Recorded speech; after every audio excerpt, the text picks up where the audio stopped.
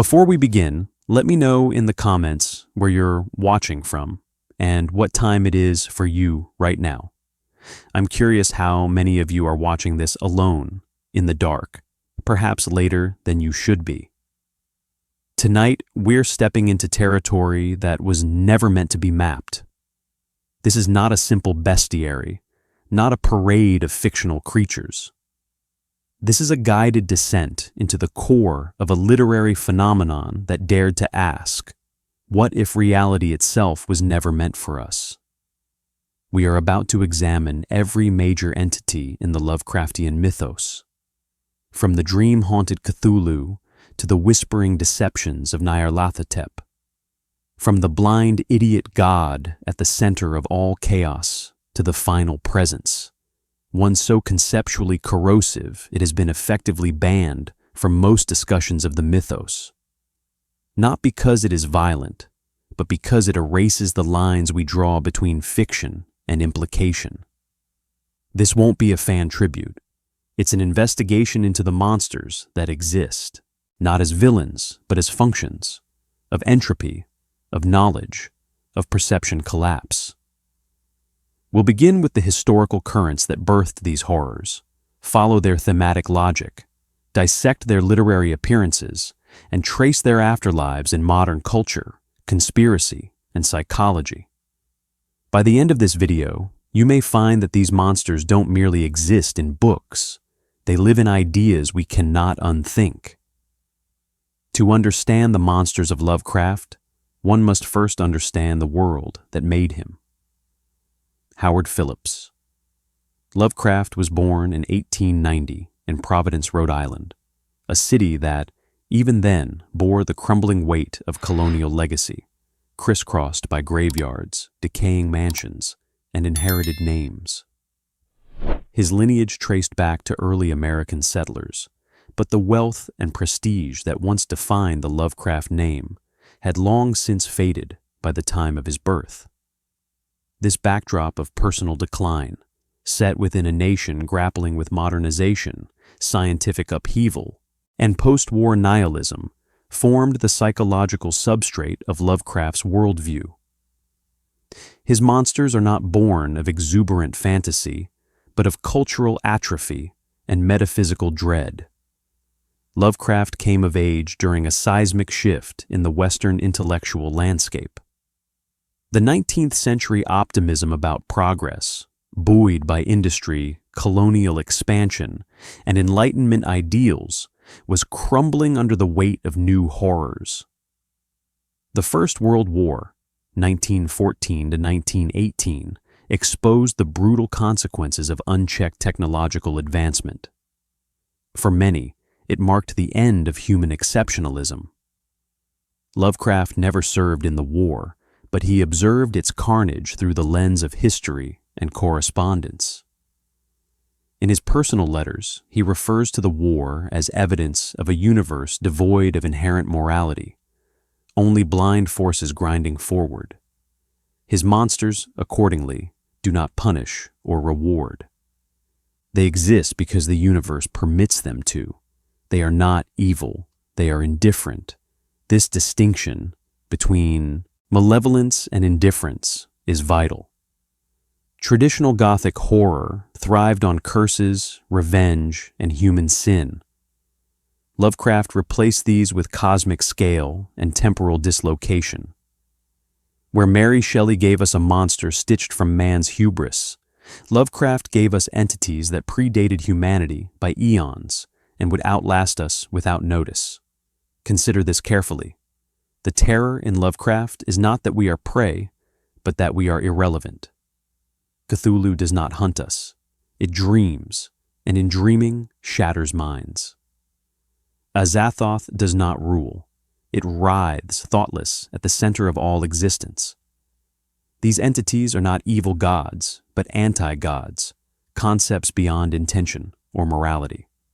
This shift in monster logic aligns with the philosophical currents of Lovecraft's era. The rise of existentialism, spurred by thinkers like Søren Kierkegaard and later embraced by Jean-Paul Sartre, interrogated the absence of inherent meaning. Meanwhile, scientific advancements, Einstein's relativity, quantum mechanics, Darwinian evolution, destabilized the old hierarchies of certainty. Time became relative. Species were mutable. The heavens, once divine, became silent voids. Lovecraft absorbed these revelations not as progress, but as horrors.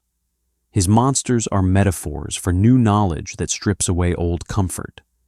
They are avatars of epistemic vertigo. But Lovecraft did not construct a formal mythology. Contrary to later interpretations, he never intended to create a unified Cthulhu mythos.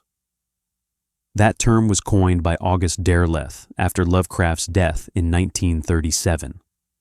Lovecraft himself referred to his recurring pantheon only as Yog-Sothothery, and even that term was used with ironic detachment.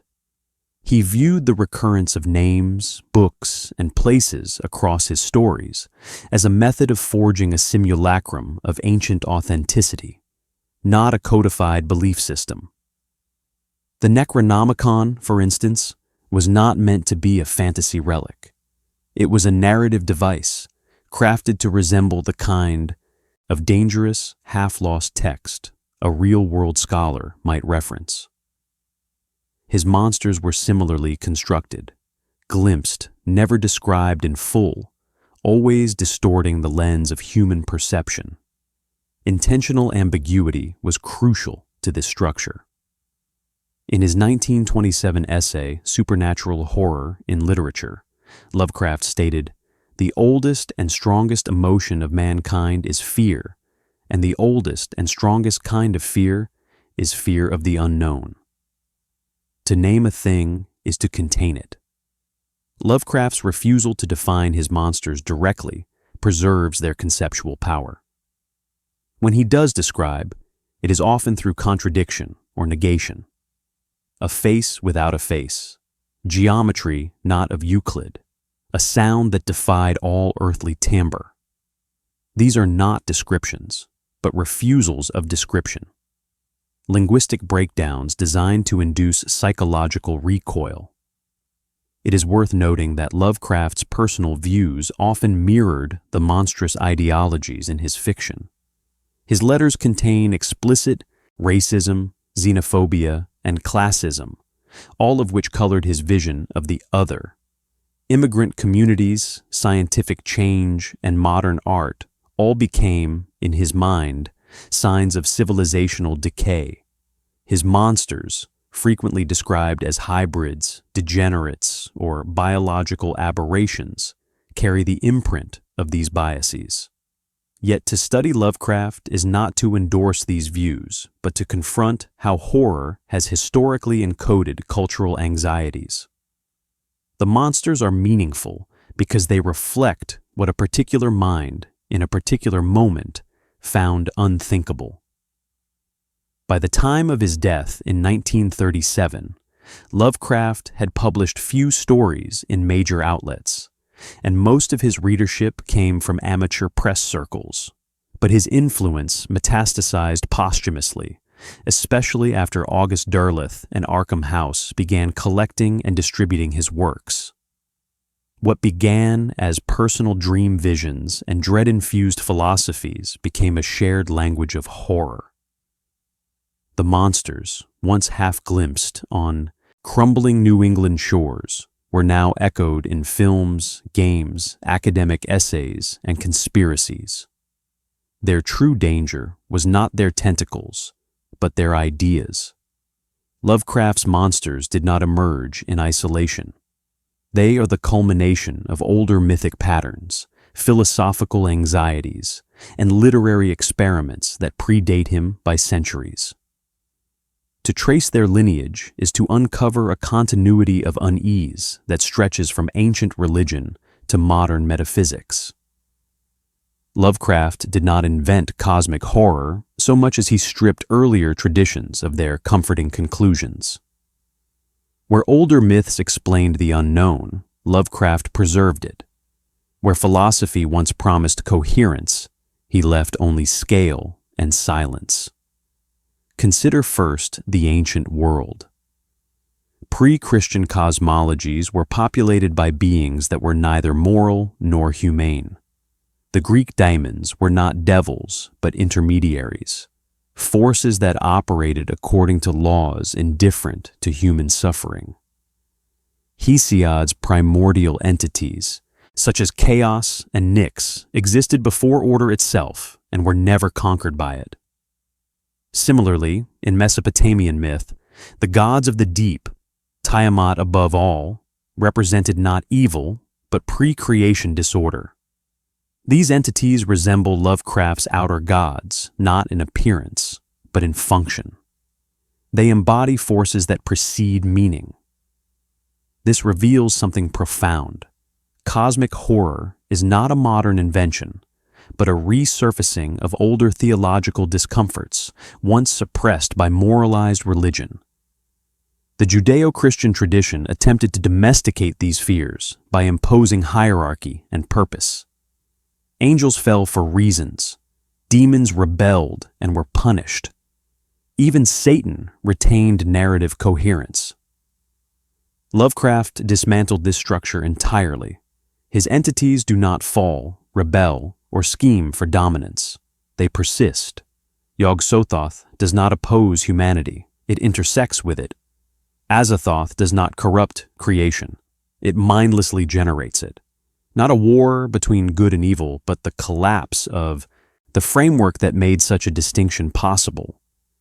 In this sense, Lovecraftian monsters resemble Gnostic archons, cosmic rulers who govern reality without regard for human salvation, operating through systems too vast to confront directly. Philosophically, Lovecraft was drawing from a growing skepticism toward human-centered meaning. Arthur Schopenhauer's pessimism, published in the early 19th century, framed existence as an expression of blind will rather than divine intention. Friedrich Nietzsche later announced the death of God, destabilizing moral absolutes and metaphysical purpose. Lovecraft absorbed these ideas intuitively rather than academically. He did not quote Nietzsche, but he dramatized Nietzsche's implications. A universe without inherent value does not merely lack meaning, it actively resists interpretation. Lovecraft's monsters inhabit that resistance.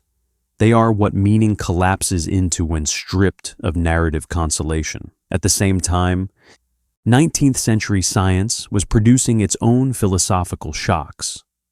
Charles Darwin's On the Origin of Species, 1859, repositioned humanity as a contingent outcome of natural processes rather than a designed endpoint. Geological discoveries revealed deep time, epochs so vast that human history became negligible by comparison. Astronomy expanded the known universe beyond any theological frame. Lovecraft internalized these developments and converted them into horror.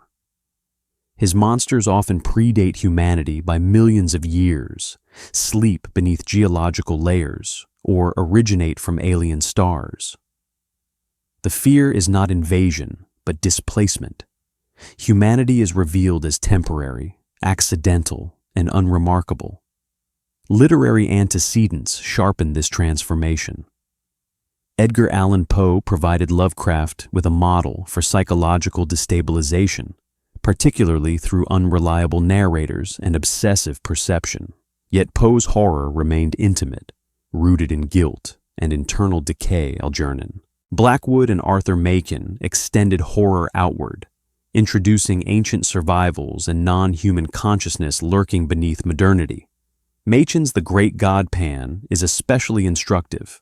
It presents knowledge itself as corrosive, capable of destroying sanity by revealing forbidden continuity between humanity and something older.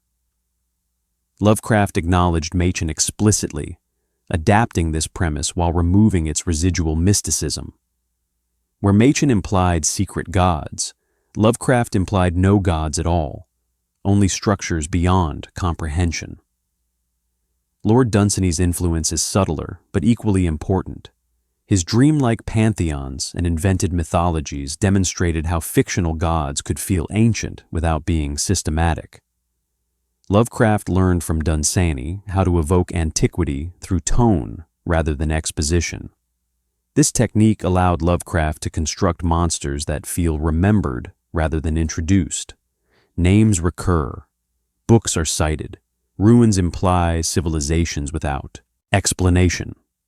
The result is a literary archaeology that suggests depth without providing maps. We must pause here to note what Lovecraft rejected as much as what he absorbed. He avoided allegory, moral instruction, and psychological catharsis. His monsters do not represent repressed desires or ethical failures. They are not symbols waiting to be decoded. They are systems that overwrite the decoding process itself. This is not horror as metaphor, but horror as epistemological disruption. Knowledge does not enlighten, it destabilizes. These cultural and philosophical antecedents converge on a single premise, that human understanding is fragile, local, and temporary. Lovecraft's originality lies in refusing to repair that fragility. He inherits ancient chaos, modern skepticism, and scientific displacement, and then declines to resolve them. His monsters persist where explanation fails.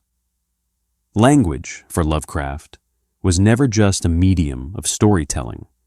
It was a boundary, a porous membrane between sanity and collapse, between the known and the unknowable.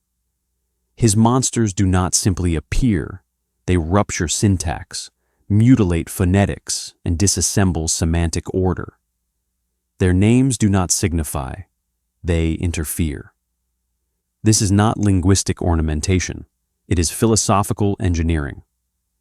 Lovecraft's use of language is a direct assault on the Enlightenment assumption that to name a thing is to know it. Begin with the names themselves: Cthulhu, Yog-Sothoth, Nyarlathotep, Shub-Niggurath, Azathoth. These are not drawn from classical mythology, nor do they conform to any consistent linguistic origin. Instead, they evoke a phonological dissonance, a mingling of consonantal clusters and guttural rhythms designed to produce discomfort when spoken aloud.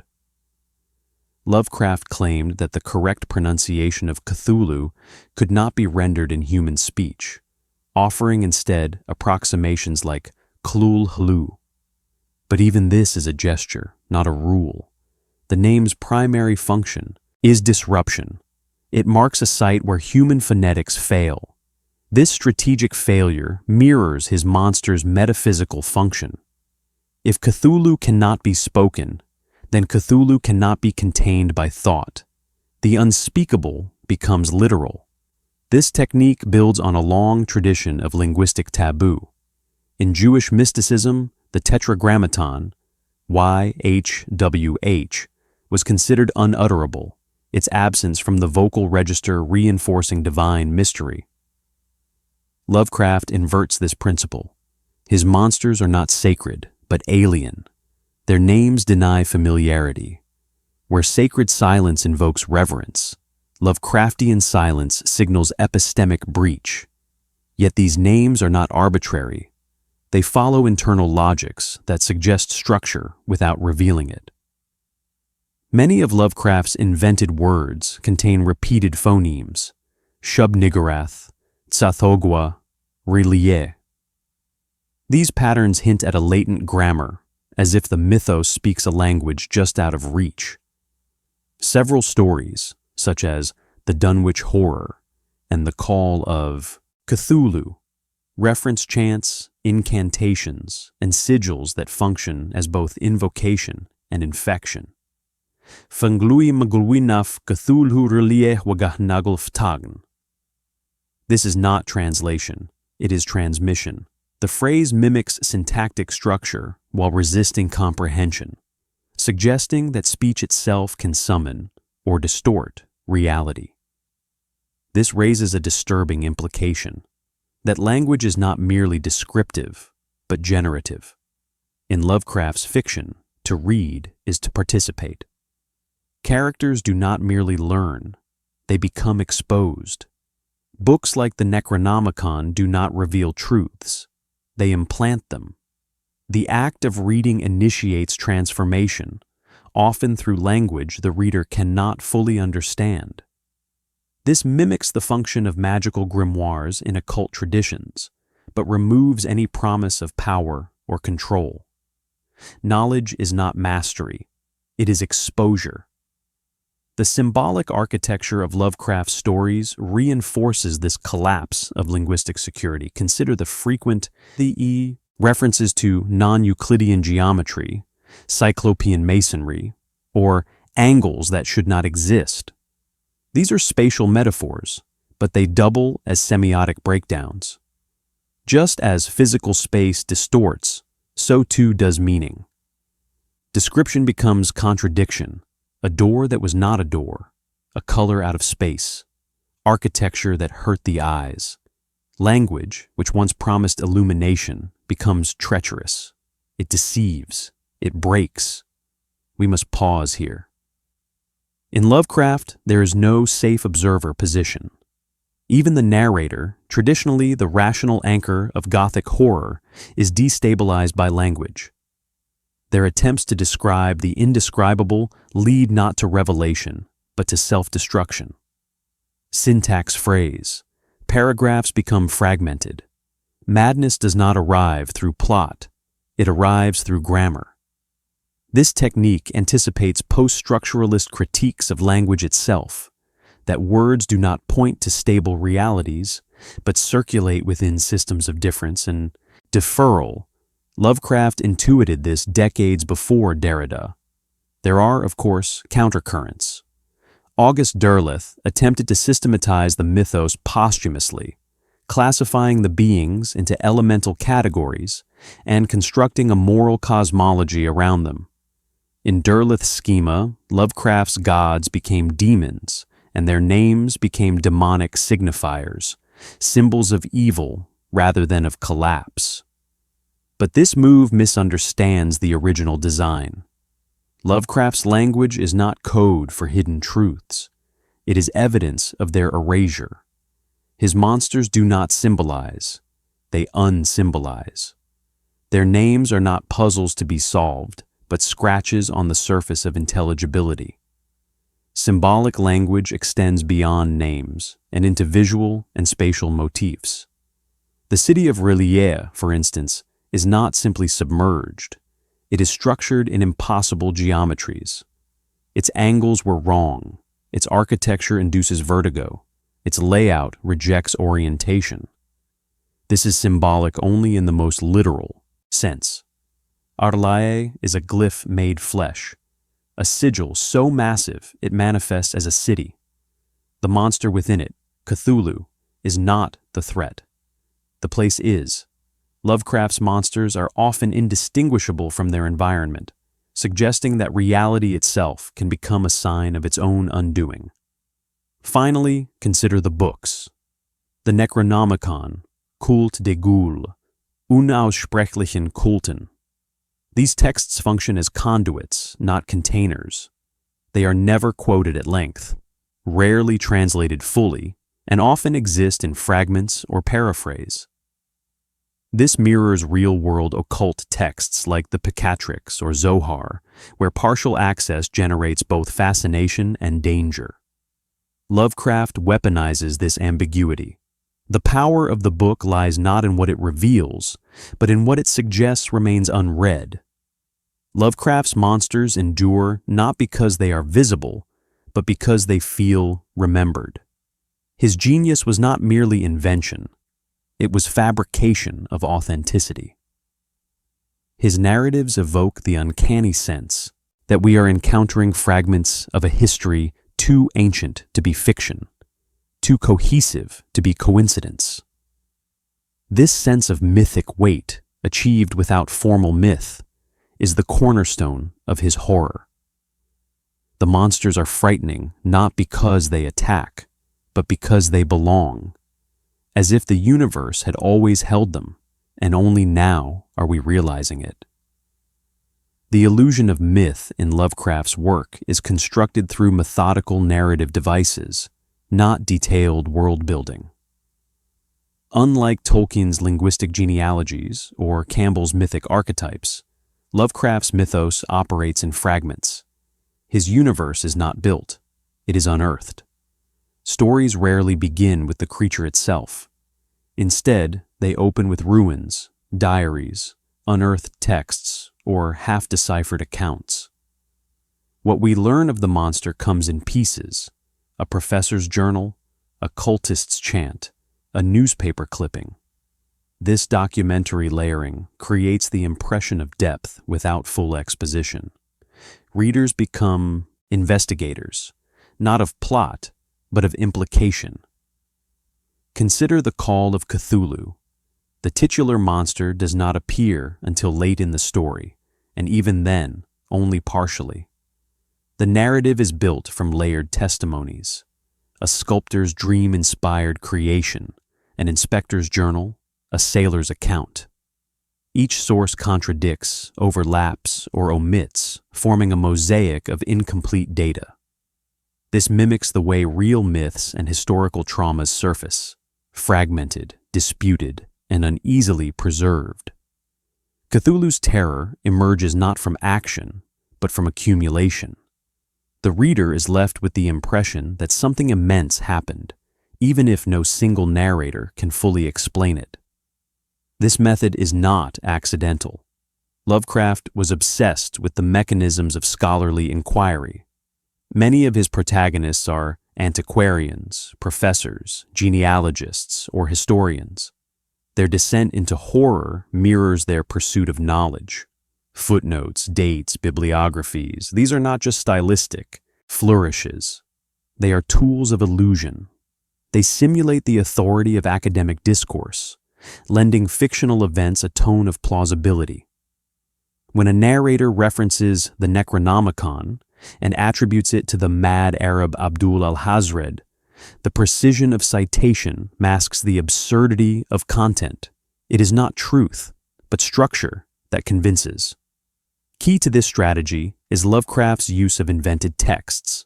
The Necronomicon, Unaussprechlichen Kulten, and Kult de Ghoul are not simply props. They function as shared nodes across multiple stories, creating the impression of a broader mythos that extends beyond any one narrative. These books are never quoted at length, only referenced, alluded to, or partially translated. Their power lies in their elusiveness. This technique resembles the use of apocryphal texts in real-world religious traditions, where partial revelations sustain both authority and mystery. The Necronomicon feels real not because of what it says, but because of how it behaves: censored, fragmented, replicated, mistranslated. This scaffolding extends to geography. Places like Arkham, Innsmouth, Dunwich, and Kingsport recur across stories, each with its own haunted history. These towns function like mythic centers, Lovecraft's version of Rome or Delphi. But their borders are porous, their timelines inconsistent. They contain ruins no one can explain, customs no one will admit, and lineages no one will trace. They are not settings so much as excavation sites, where the past continually erupts into the present. By returning to these places across multiple tales, Lovecraft achieves what myth achieves: resonance without repetition. We must pause here and address the crucial role of suggestion. Lovecraft understood that what is hinted at carries more dread than what is defined. His monsters are rarely described in full. Even when they appear, as in the Dunwich Horror or the Whisperer in Darkness, they are partially veiled, seen only in fog, reflected in dreams, or heard through distorted voices. This is not restraint for its own sake. It is a technique of deferred recognition. By refusing to fix the monster in clear terms, Lovecraft forces the reader to internalize the horror. The unknown becomes personal, subjective, inescapable. Narrative authenticity also depends on the inversion of traditional mythic structures. In most mythologies, gods or monsters are named, their origins traced, their powers catalogued. Lovecraft denies this comfort. His entities have no fixed origin, no moral alignment, no purpose. Even their names, Cthulhu, Azathoth, Nyarlathotep, are often presented as approximations, not translations. The reader is told explicitly these are not their real names. This introduces a disturbing contradiction. We know of them, yet we do not know them. Myth without access, story without center. This resistance to total knowledge is part of what makes Lovecraft's mythos feel so ancient. True myth, as preserved in oral traditions and sacred texts, often contains gaps, contradictions, and mysteries. Lovecraft recreates this structure artificially. He implies that his monsters were once worshipped, once remembered, and are now forgotten. Or worse, misremembered.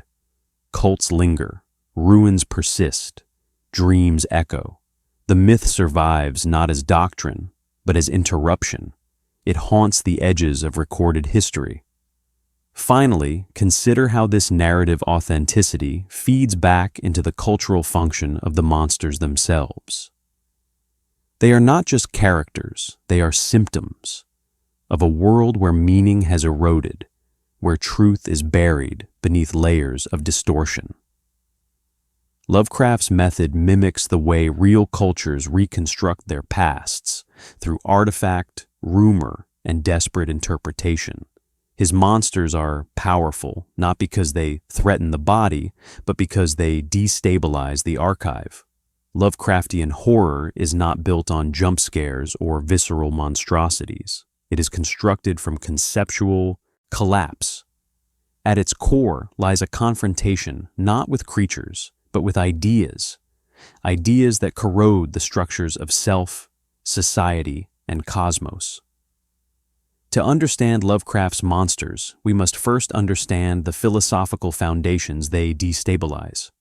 Three concepts dominate the architecture of his mythos: cosmic insignificance, entropic disintegration, and the instability of reality itself. These are not merely themes, they are functions embedded into the very logic of his universe. Let us begin with insignificance, the most foundational principle in Lovecraft's fiction. It is not simply that humans are small, it is that humanity does not matter. In stories like The Whisperer in Darkness and The Shadow Out of Time, the protagonists do not merely encounter beings more advanced than themselves, they discover they are irrelevant to the wider architecture of time and space. Humanity is a temporary biological experiment, observed, manipulated, and ultimately discarded by entities who neither love nor hate us. The horror lies in the revelation that meaning itself is not guaranteed by consciousness, history, or culture. We exist, but so do others, whose gaze does not include us. This philosophical stance mirrors the shift from a geocentric to a cosmocentric worldview. Post-Copernican astronomy had already displaced Earth from the center of the universe. Lovecraft radicalized this displacement by removing the observer from significance entirely. The universe in his fiction is not simply vast, it is indifferent. Entities like Azathoth and Yog-Sothoth do not embody evil. They are not malign forces, they are unaware. Azathoth, the blind idiot god, does not seek to destroy. It writhes at the center of all creation, mindless, surrounded by demonic flutes. Its horror is not an action, but an absence. An engine without a driver. A god that never noticed us to begin with. From this follows entropy, the second major concept. Where insignificance strips away the illusion of importance, entropy erodes the illusion of permanence. In Lovecraft's universe, all things decay: minds, cities, species, realities. Consider at the Mountains of Madness, in which the ancient alien race of the Elder Things built civilizations millions of years before humans appeared. Their decline is not caused by hubris or punishment. It is the natural function of time. Evolution does not ascend. It corrodes. Civilizations collapse, knowledge is lost, and even the most advanced beings succumb to forces older than themselves. The implication is chilling. Entropy applies not only to matter, but to meaning. This worldview echoes the thermodynamic understanding of entropy in physics, where systems naturally move toward disorder. Lovecraft internalized this model and applied it metaphorically. In his stories, history is not a progression, but a cycle of rise and ruin. Cultures uncover knowledge that destabilizes them. Discoveries lead not to enlightenment, but to disillusionment. The act of knowing is a vector of decay. This is epistemological entropy. The more we understand, the more fragile our understanding becomes. The third foundational concept is the instability of reality itself, most often expressed through dreams, memory distortion, and time collapse. Lovecraft did not treat reality as fixed. In works like The Dream Quest of Unknown Kadath and The Shadow Out of Time, the line between waking and dreaming is not just blurred. It is annihilated. Characters awaken in unfamiliar bodies, occupy memories not their own, or travel vast cosmic distances through altered states. This is not surrealism. It is ontological sabotage. If the mind cannot trust its own continuity, what remains? Lovecraft's dreamlands are not whimsical escapes. They are layered dimensions of encounter, where ancient truths bleed into the waking world. These dream realms reflect a metaphysics inherited partly from Lord Dunsany and partly from occult traditions, but Lovecraft removes any teleology or spiritual redemption. Dreams are not symbolic. They are invasive. They are mechanisms by which the universe leaks into consciousness. In The Call of Cthulhu, artists and sensitives worldwide dream of the same shape, the same city, the same chant. These are not coincidences. They are broadcasts. The unconscious is not internal. It is shared, and it is penetrated. We must pause here. These three principles, insignificance, entropy, and dream reality, are not discrete themes. They interlock. A universe that does not care about us will not preserve us. A mind unmoored from time cannot preserve itself, and knowledge, once unbounded, leads not to mastery, but to collapse. The monsters of Lovecraft do not invade. They emerge as symptoms of a world where categories no longer hold. Their horror is cumulative, conceptual, and often retrospective. We understand too late that something has always been wrong. This conceptual scaffolding positions Lovecraftian horror as a confrontation with existential instability. It is not the threat of death that haunts his stories, but the threat that death is not an event, only a shift in perspective. The characters who suffer most are those who sought truth, professors, archaeologists, linguists. Their reward is disintegration. Madness is not a breakdown, it is a realignment with a more terrifying reality. In Lovecraftian horror, monsters do not operate within the familiar logic of antagonism. They do not seek conquest, revenge, or domination. They do not even recognize humanity as significant. Instead, each entity represents a function, a metaphysical principle or existential disruption personified into presence. To engage with these beings is not to face a threat, but to encounter the breakdown of frameworks, time, causality, consciousness, self.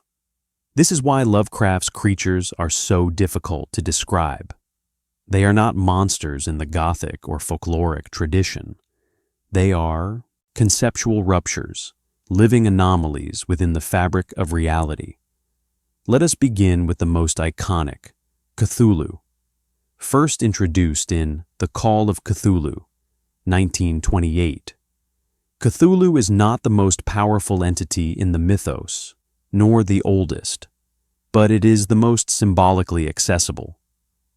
Cthulhu lies dead but dreaming in the sunken city of R'lyeh, waiting for the stars to align. Its physical form, a grotesque combination of octopus, dragon, and humanoid, is only partially described, and always with an emphasis on psychic trauma. Witnessing Cthulhu induces madness, not because it is malevolent, but because it is. Its presence invalidates the reality of the viewer. Cthulhu is not a god of destruction, but of revelation. Its function is to awaken latent truths, that the world is older, stranger, and more indifferent than we can endure. It embodies repressed memory, a species-level forgetting that threatens to return. Contrast this with Nyarlathotep, the so-called crawling chaos. Unlike most Lovecraftian entities, Nyarlathotep is active, present, and involved. It walks the earth in 1,000 disguises. It speaks, it deceives, it performs, but its deception is not malicious, it is structural. Nyarlathotep is the interface between the incomprehensible and the human mind. It does not destroy, it seduces understanding, only to reveal that comprehension itself is a trap. In this way, Nyarlathotep functions as misinformation incarnate. It destabilizes not by force, but by offering interpretations that cannot survive the encounter with truth. Some scholars have likened it to the trickster gods of African and native traditions, but Nyarlathotep has no interest in moral ambiguity or human affairs. Its role is narrative sabotage. Then there is Azathoth, the blind idiot god, who bubbles and blasphemes at the center of all infinity. It is not evil. It is not conscious. It is not even aware. Azathoth represents a more terrifying concept. Cosmic process without purpose. At the heart of all existence is not order, but random chaos. The mythos suggests that all of creation is the byproduct of Azathoth's mindless, eternal dreaming. This turns the idea of divine authorship inside out. In Abrahamic traditions, God creates with intention. In Lovecraft's cosmology, the creator is accidental. Azathoth is the entropy engine, not a destroyer, but the indifferent origin of all things. Its court of mindless dancers and demonic flutes evokes not grandeur, but absurdity. Yog-Sothoth, by contrast, is a being of total knowledge. It is the gate, the key, and the guardian of the gate. It exists outside time, yet touches all points within it. Yog-Sothoth is often interpreted as a metaphor for higher dimensional consciousness, awareness unbound by linear time. But this knowledge is alienating, not enlightening. In the Dunwich Horror, the half-human spawn of Yog-Sothoth is invisible to normal perception, suggesting a being that exceeds spatial logic. Yog-Sothoth does not choose what to reveal. To invoke it is to confront total exposure, all realities, all selves, all outcomes, and to know everything is to lose all narrative.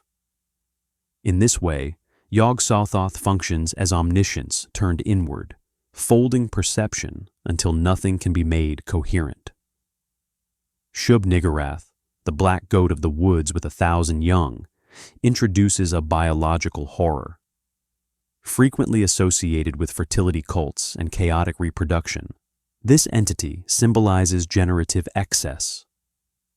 In a universe where life is often treated as miraculous, Shub-Niggurath presents it as malignant, fecundity without control, growth without design.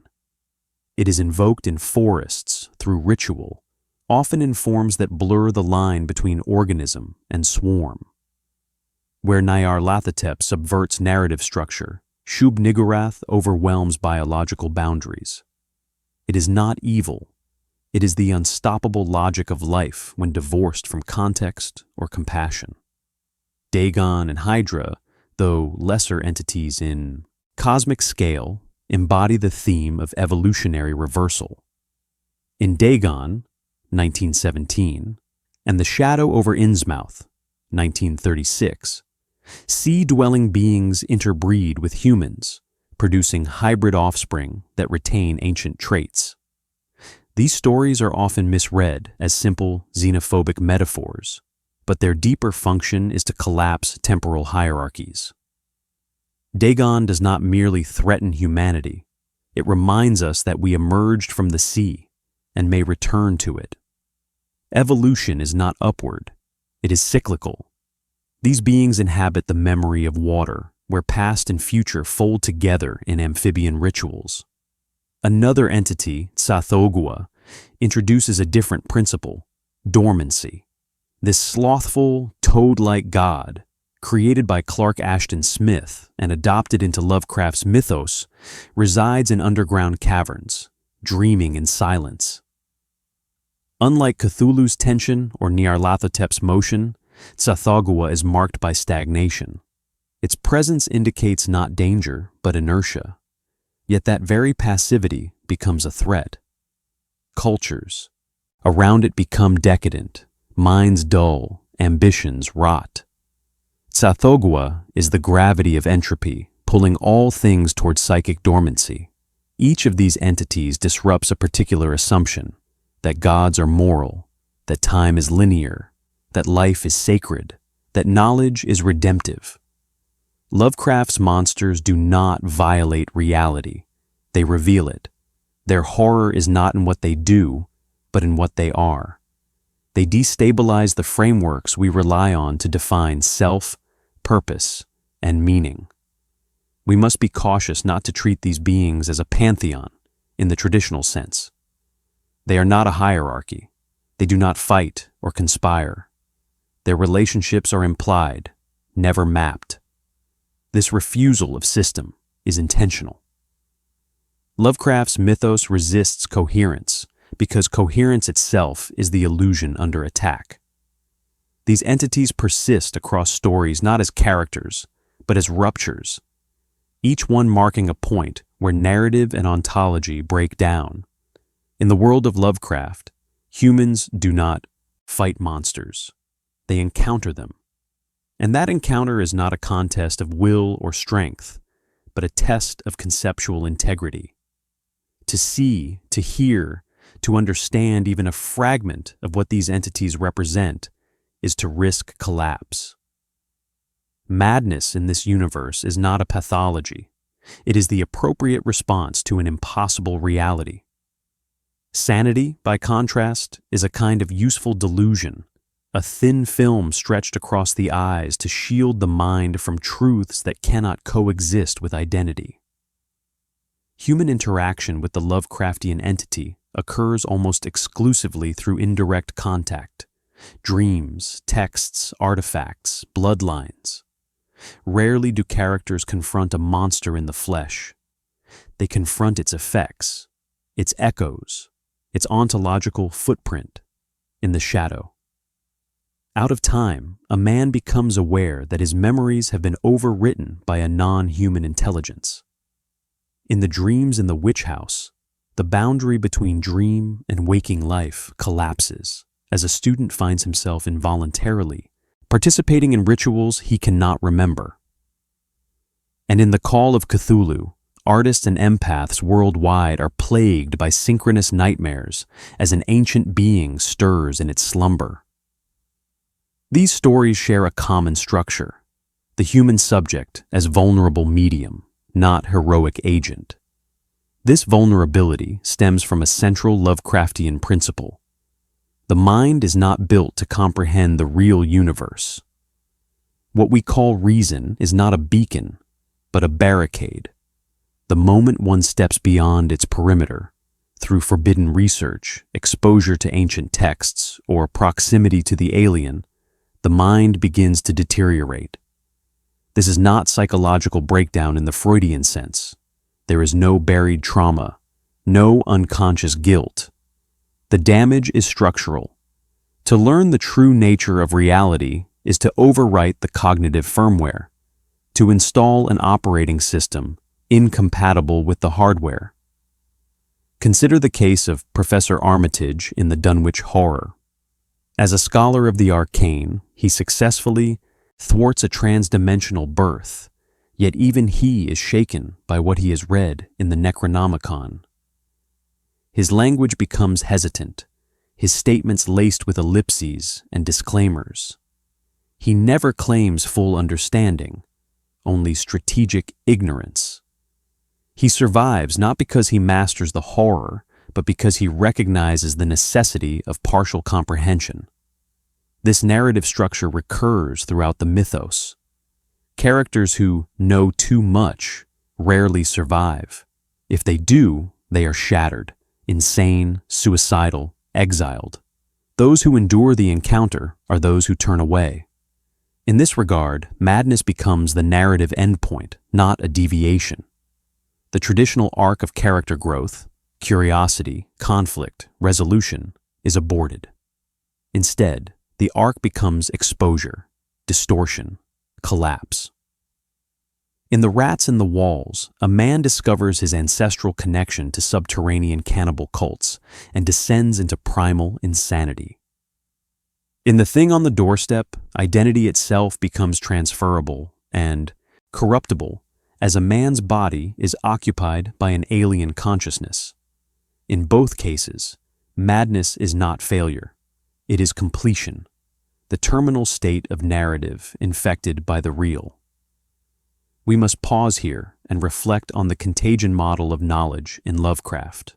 Forbidden books, ancient ruins, familial legacies, they all serve as vectors. Madness is transmissible, not through virus or bacteria, but through information. This aligns disturbingly well with real-world analogs, religious revelation, ideological extremism, conspiracy theory. The mind becomes unstable not through force, but through pattern recognition. In Lovecraft, the moment one begins to connect the dots, to see the larger shape beneath the world's surface, is the moment one begins to unravel. This pattern has deep implications. It suggests that the human subject is not stable, not immune, not sovereign. The self is porous. It can be penetrated, rewritten, erased. This is why Lovecraft's protagonists are often scholars, scientists, and rationalists, not because they are strong, but because they trust knowledge, and that trust becomes their undoing. The pursuit of truth does not lead to mastery. It leads to annihilation, not physical, but epistemic. One no longer knows who or what they are. This fragility extends to memory and identity. In The Shadow Out of Time, Nathaniel Peaslee discovers that his body was inhabited by an alien mind for 5 years. His own memories during that period are missing, replaced by dreams of non-Euclidean libraries and cyclopean cities. When he begins to recover those lost years, he does not become whole, he becomes hollow. The knowledge he regains displaces him. He no longer fits into his own life. Memory, in Lovecraft's fiction, is not healing, it is corrosive. Another recurring dynamic is that of the inherited curse. Some characters are not exposed through research, but through lineage. In The Shadow over Innsmouth, the protagonist learns he is descended from deep ones, and by the story's end, embraces his transformation. The horror here is twofold.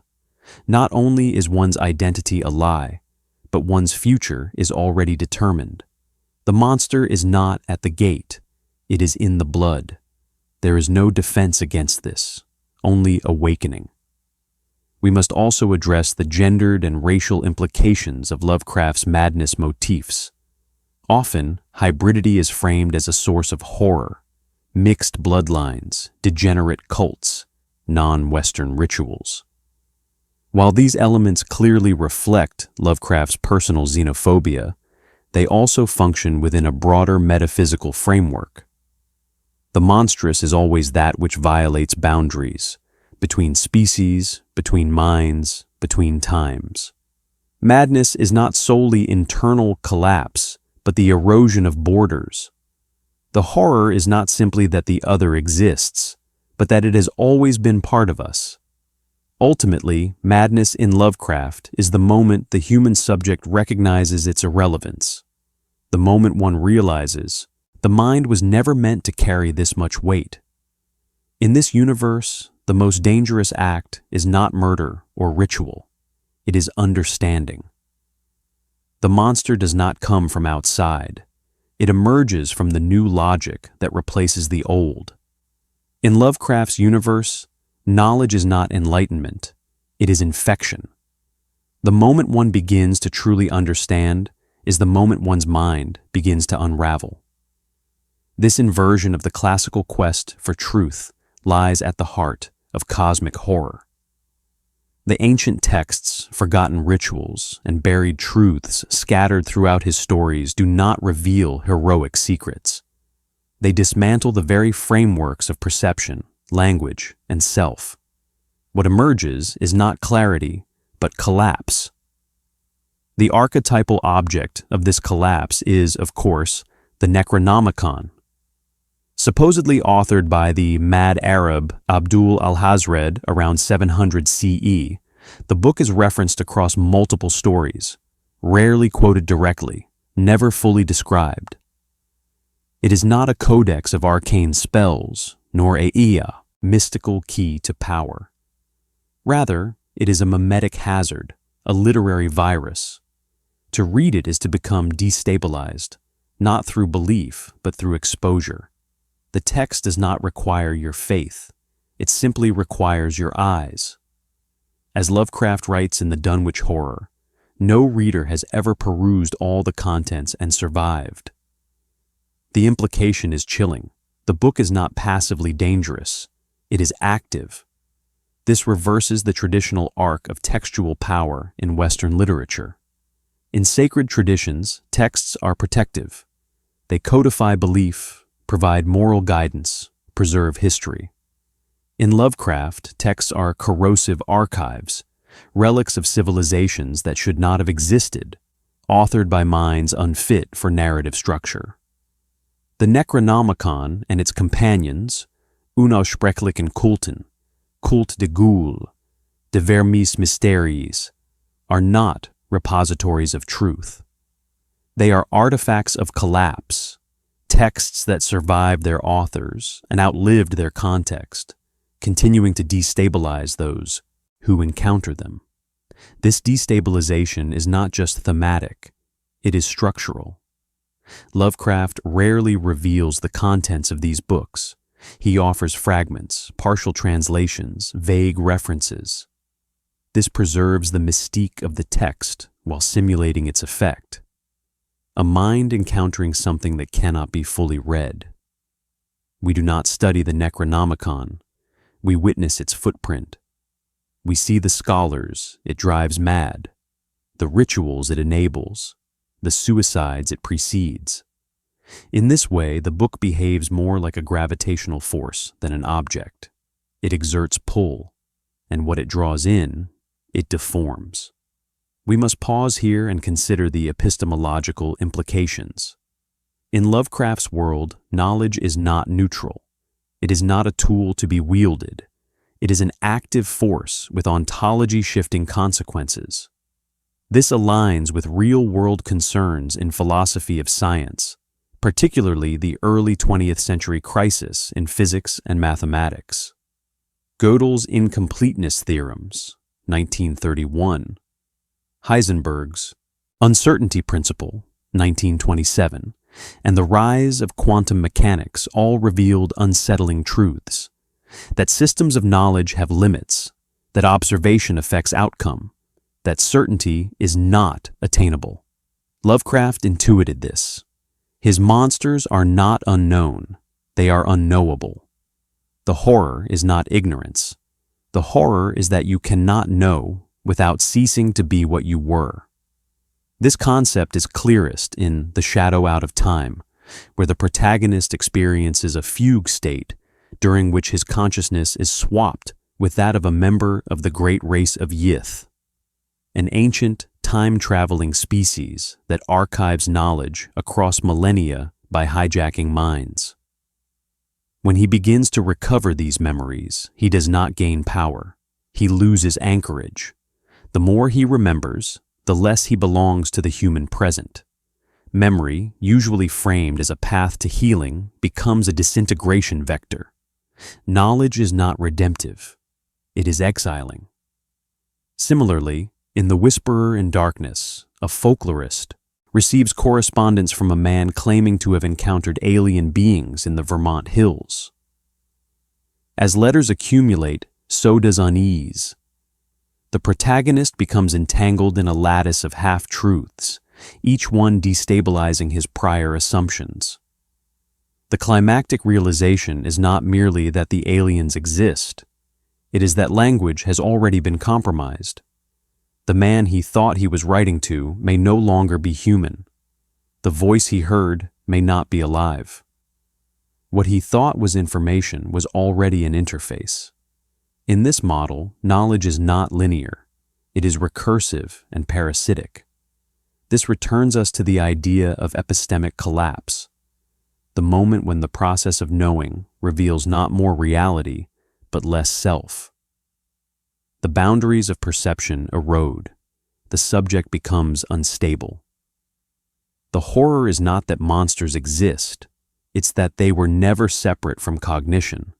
The monstrous is not just outside, it is within the process of inquiry itself. Consider also how Lovecraft dramatizes this collapse through structure. His stories are often framed as journals, posthumous reports, or confessions, retrospective testimonies of individuals who did not survive the encounter with knowledge.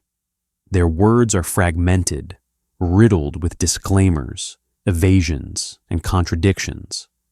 The narrative form itself begins to stutter. What we read is not a story, but a trace, a footprint in the ash of someone's mind.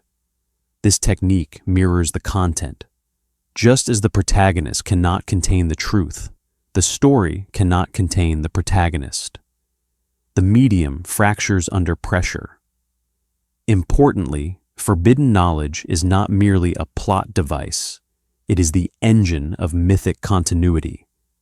The same names, books, and phrases recur across different stories, implying a deeper structure without ever codifying it.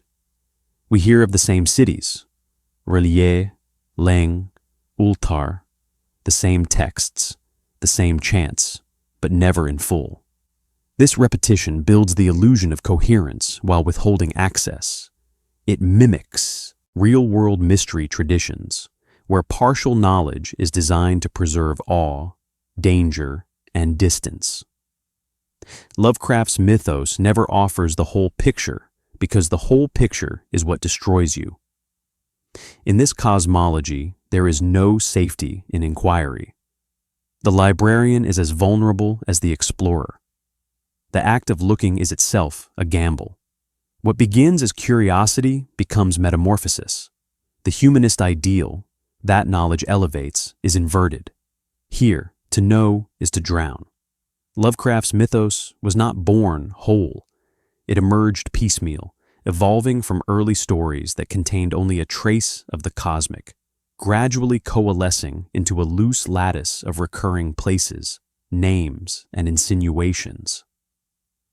There is no definitive first appearance of the mythos as a system because Lovecraft never intended to create one. What he built instead was resonance, the echo of deeper truths across stories that refused full revelation. This intertextual layering forms the literary skeleton of Lovecraftian horror, not a universe governed by narrative rules, but a field of implications. The seeds were planted as early as 1917 in Dagon, one of Lovecraft's first published stories. Here we see the outline of a key narrative template, an isolated protagonist contact with something ancient, and the irreversible psychological fallout. The creature in Dagon, a vast amphibious humanoid worshipped by an underwater race, is unnamed by its narrator, but retroactively tied to the titular Philistine god. This fusion of ancient mythology and evolutionary horror would become a central motif. What matters is not the monster's taxonomy, but its temporal displacement. It has been here longer than us, and it is still watching. From this foundation, Lovecraft's fictional world begins to self-reference. In The Nameless City, 1921, the narrator explores ancient ruins in the Arabian desert and uncovers signs of a pre-human reptilian race. The city predates recorded history, and the beings that once inhabited it are only partially dead, half dreaming, half lurking.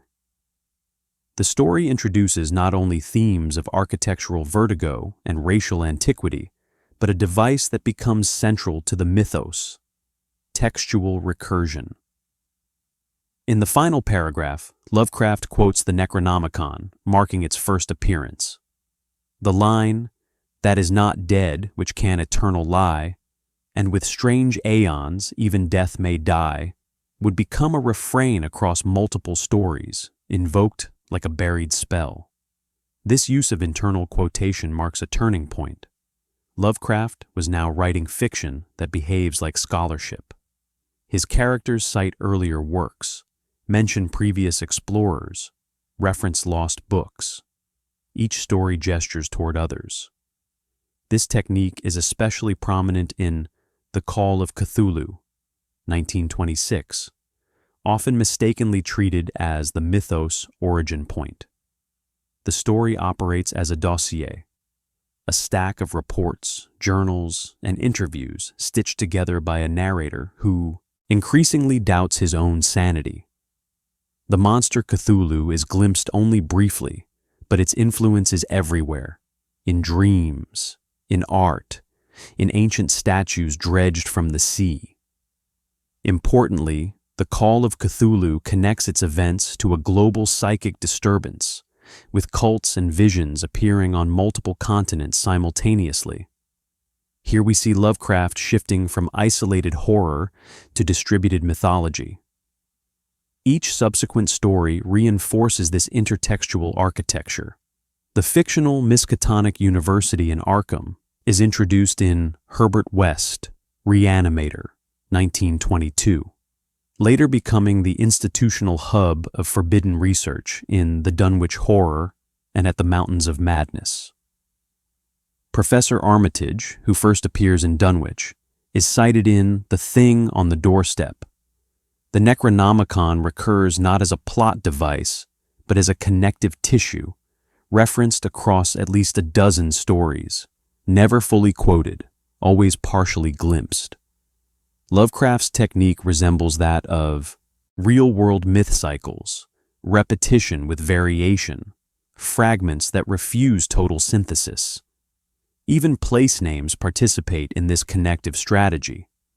Arkham, Innsmouth, Dunwich, Kingsport, fictional towns in Massachusetts, are repeatedly visited, referenced, or recalled. But they are never fully mapped. Their histories contradict. Their events echo. Readers encounter them as though leafing through old, unindexed files, recognizing patterns but never resolving them. This fragmented geography evokes what Borges would later call the aesthetic of the infinite, a map whose edges blur, suggesting a larger truth just beyond grasp. We must pause to consider the deliberate incompleteness of these connections. Lovecraft never standardized his world. He often revised dates, changed names, and contradicted earlier stories. Rather than weakening the mythos, this inconsistency strengthens its realism. Real history is chaotic, full of apocrypha and dispute. Myth, too, survives not by precision, but by accumulation. Lovecraft understood this intuitively. his stories simulate historical friction. The reader is not a consumer of plot, but an archivist of suggestion. Intertextuality also enabled Lovecraft's collaborators to expand the mythos. Friends and fellow writers, most notably August Derleth, Clark Ashton Smith, and Robert E. Howard, borrowed, reimagined, and added to Lovecraft's lexicon. This cross-pollination blurred authorship and deepened the illusion of shared reality. Lovecraft encouraged it. In his letters, he refers to Yog-Sothothery not as a doctrine, but as a literary game, a way for stories to dovetail into a consistent whole. Yet what emerged was not consistency, but echo chamber recursion. Characters in one tale read about events in another. Artifacts reappear across time. The mythos behaves not like theology, but like folklore, rumored, half-remembered, reinterpreted. Importantly, none of this world-building is prioritized over atmosphere. Lovecraft is not concerned with plot logic. He is concerned with epistemic tone, the feeling that something immense, ancient, and unresolved hovers behind the text. A monster glimpsed once, a phrase repeated across stories, a location revisited under different names. All of these generate mythic density without mythic closure. In sum, Lovecraft's earliest monster appearances were not about taxonomy, but trajectory. The creatures are less important than the frameworks they unsettle. The Necronomicon is not a spellbook. It's a gravitational anchor. The cities are not settings. They're contagion zones. The intertextual references are not Easter eggs. They are structural fractures designed to simulate reality under revision. Among Lovecraft's many stories, The Dunwich Horror, 1929, stands as the clearest attempt to stage a full mythos incursion within the boundaries of a recognizable world. Where many of his tales end in ambiguity or psychological suggestion, Dunwich presents a more direct confrontation between human knowledge and alien intrusion. Yet even here, the monster is not fully visible, the conflict not fully winnable, and the epistemic toll not fully survivable. The story dramatizes key Lovecraftian concepts: interdimensional contact, hybridization, and textual contagion, while showcasing a narrative structure that appears to offer resolution but only deepens ontological instability. Set in the decaying hills of rural Massachusetts, the Dunwich Horror begins not with horror, but with genealogy.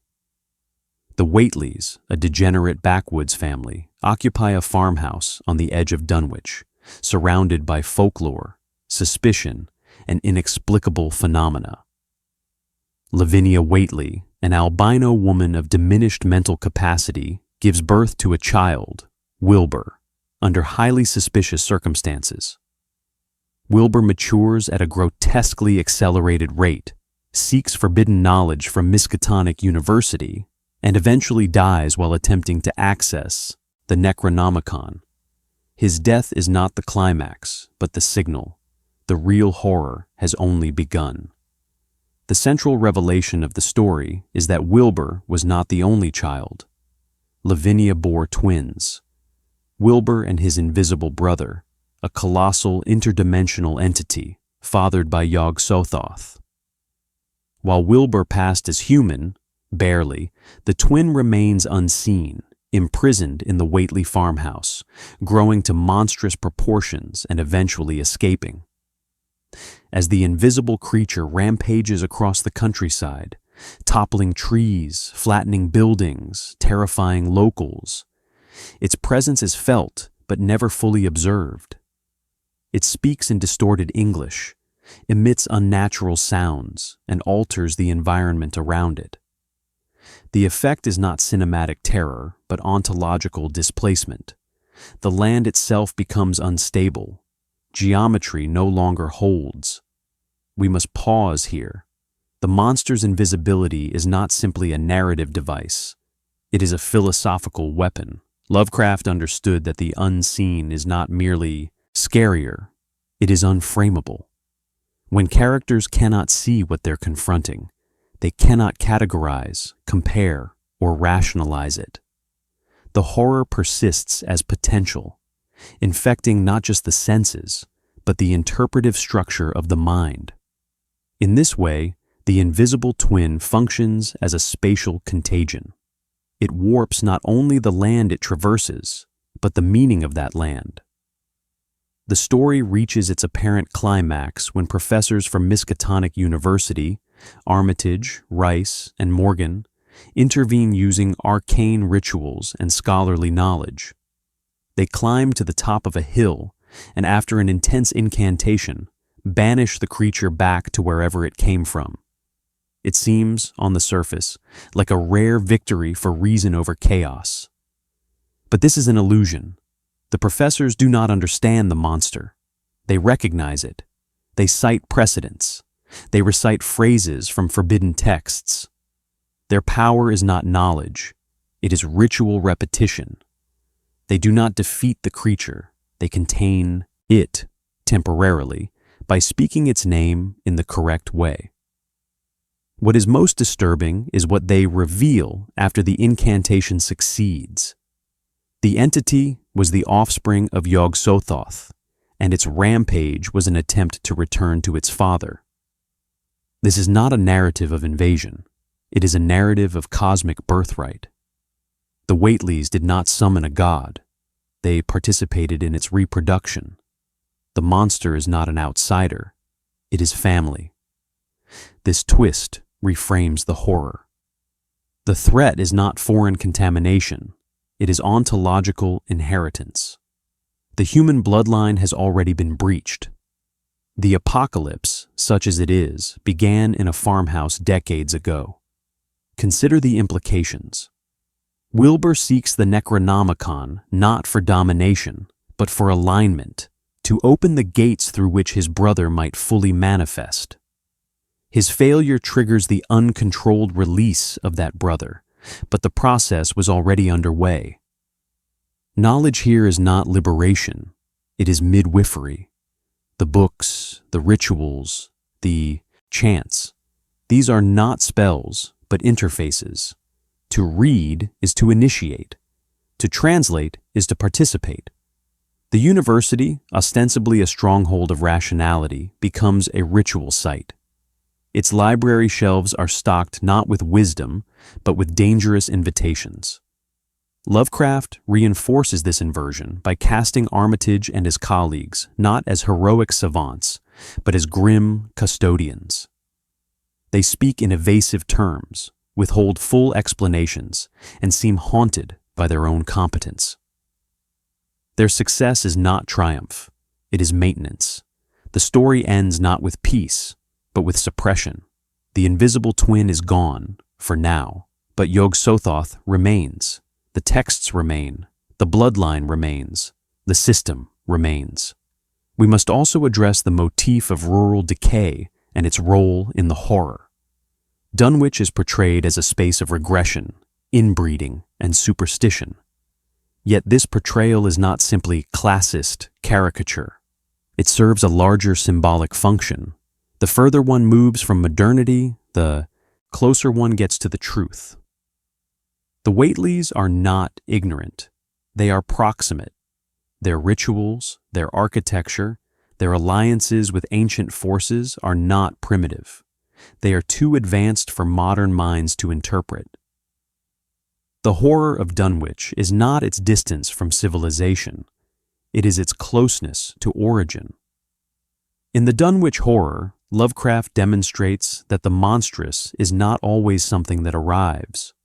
Sometimes it is something that awakens, from blood, from text, from land.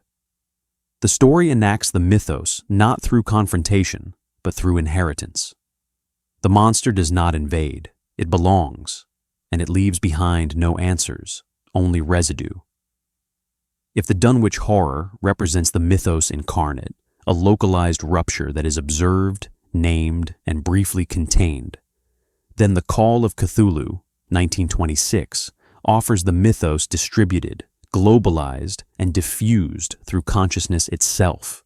It is not a tale of confrontation, but of discovery, in which horror accumulates through implication. Its power lies not in action, but in structure. Told in fragmented documents and nested narratives, the story mimics the very cosmic principles it dramatizes: disorientation, recursion, and the slow erosion of human coherence. The story opens not with Cthulhu, but with a death, a familiar entry point in Gothic fiction.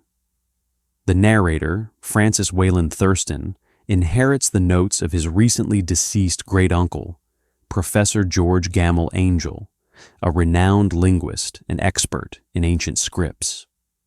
What follows is a methodical examination of artifacts, newspaper clippings, personal accounts, and dream reports. But this is no detective story. Each piece of evidence only deepens the confusion. Truth here is not revealed. It is accumulated until unbearable. At the heart of Angel's notes is a small bas-relief sculpture, an unplaceable figure bearing the hallmarks of multiple traditions but belonging to none.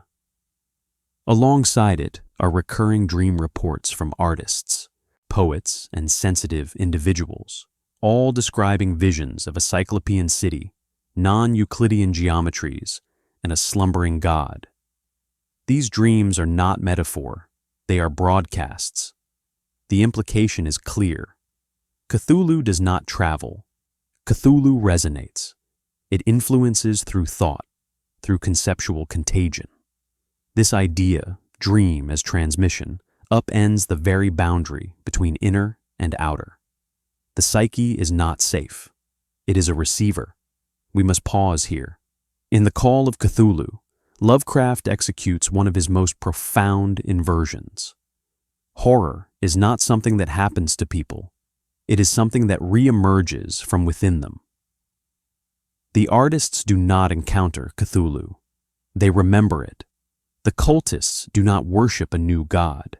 They have preserved fragments of a pre-human knowledge. Cthulhu is not novel.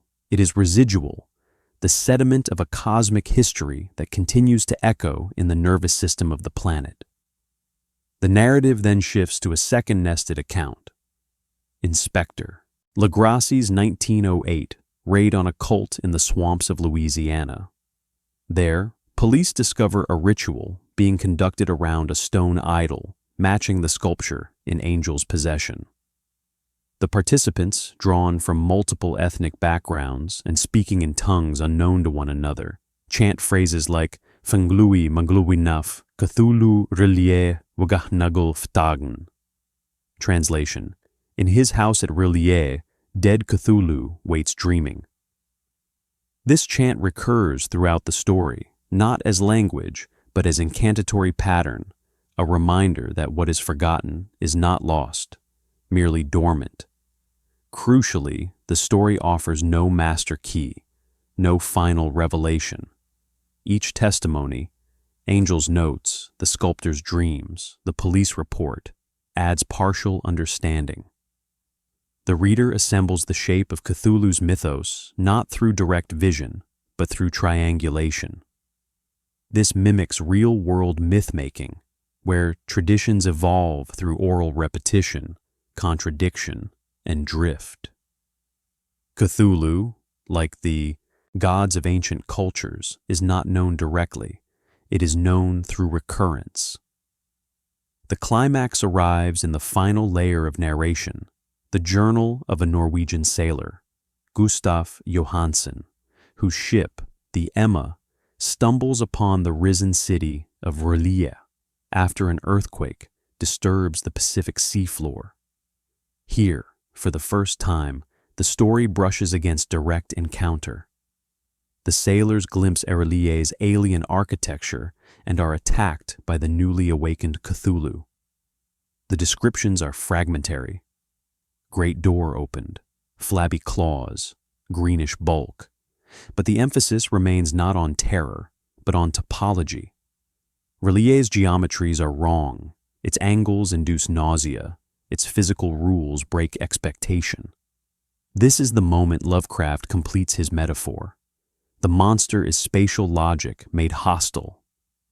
Johansen and one crewmate managed to flee, ramming their boat into Cthulhu's form and watching it collapse and reform like vapor. This moment is key. The monster is not corporeal in any consistent way. It is plastic, not biologically, but ontologically, shifting between dimensions, responding to proximity not as a physical entity, but as a conceptual waveform. It is less a body than an event. Back in the framing narrative, Thurston concludes his investigation with unease.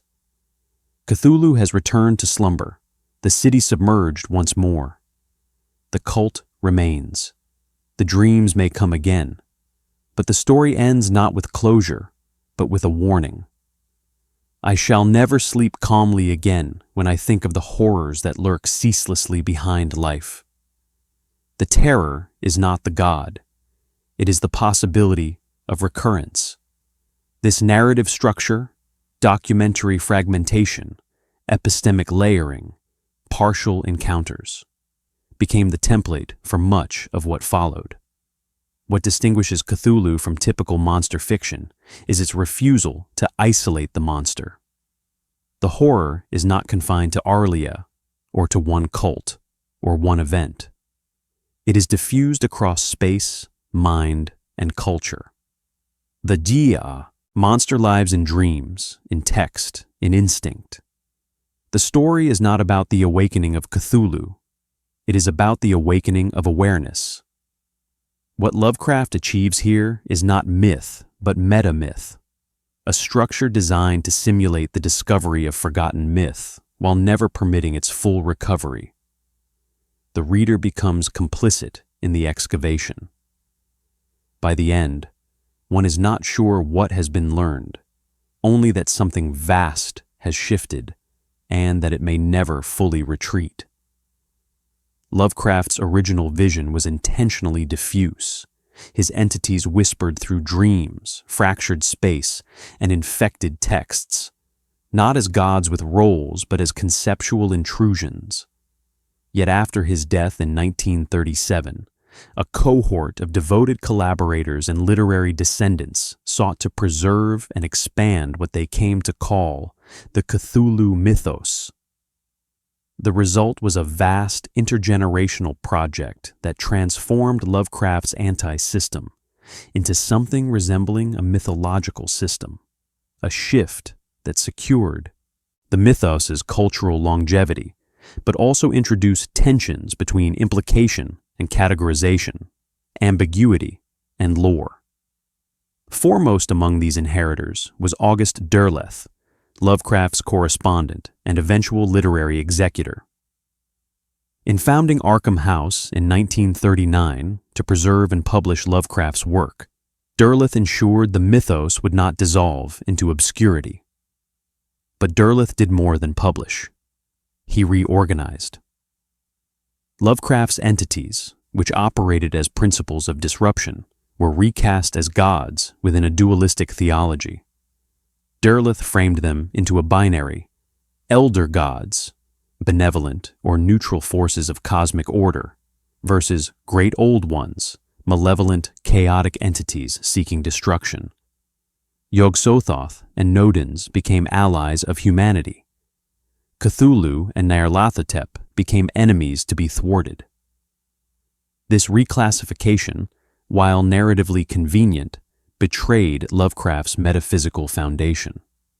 In Lovecraft's original framework, there is no good or evil, only scale. Cthulhu is not a villain. Azathoth is not a tyrant. They are conditions of reality, not agents with goals.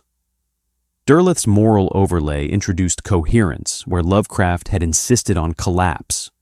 In doing so, he transformed epistemic horror into cosmic fantasy. The unknowable became taxonomized. We must pause here. Derleth's reinterpretation was not heresy, it was translation. It made Lovecraft's world more accessible to readers steeped in Western narrative traditions. The introduction of elements, earth, air, fire, water, as categorical tools, echoed familiar magical systems. Yog-Sothoth was aligned with time and space, Cthulhu with water, Hastur with air, and so on. This allowed new writers to enter the mythos with clearer rules, but that clarity came at a cost. Where Lovecraft created entities that functioned as epistemic viruses, Nyarlathotep turned them into recognizable villains. The horror was no longer conceptual, it was strategic. Despite this shift, Nyarlathotep's stewardship enabled a proliferation of stories. Writers like Robert Bloch, Clark Ashton Smith, and Henry Kuttner contributed their own creations to the mythos: De Vermis Mysteriis, Zoth Almog, the Book of Ibon. These additions did not always follow Nyarlathotep's theological structure, and often gestured back toward Lovecraft's dreamlike ambiguity. Smith, in particular, merged decadent prose with alien ecologies, crafting entities like Sathogwa, a toad-like dormant deity that radiates inertia rather than malevolence. Smith's contributions kept the mythos messy, a necessary countercurrent to Nyarlathotep's codification. Later writers pushed this expansion further, drawing the mythos into new genres and media. Brian Lumley's Titus Crow series in the 1970s reimagined mythos horror as cosmic adventure, with protagonists actively opposing Cthulhu's spawn using arcane technology and psychic warfare. Lumley embraced Nyarlathotep's cosmology, complete with elder god alliances and heroic resistance. In doing so, he offered readers catharsis and closure, precisely what Lovecraft had resisted. The universe became a battlefield, not a conceptual minefield. Yet not all expansions diluted the horror. Thomas Ligotti, emerging in the 1990s, rejected Nyarlathotep's structure and instead resurrected Lovecraft's original tone: bleak, anti-narrative, and deeply philosophical. In stories like The Last Feast of Harlequin and The Shadow at the Bottom of the World, Ligotti replaces external monsters with internal decay. His horror is not about gods in space, but the hollowness of consciousness itself.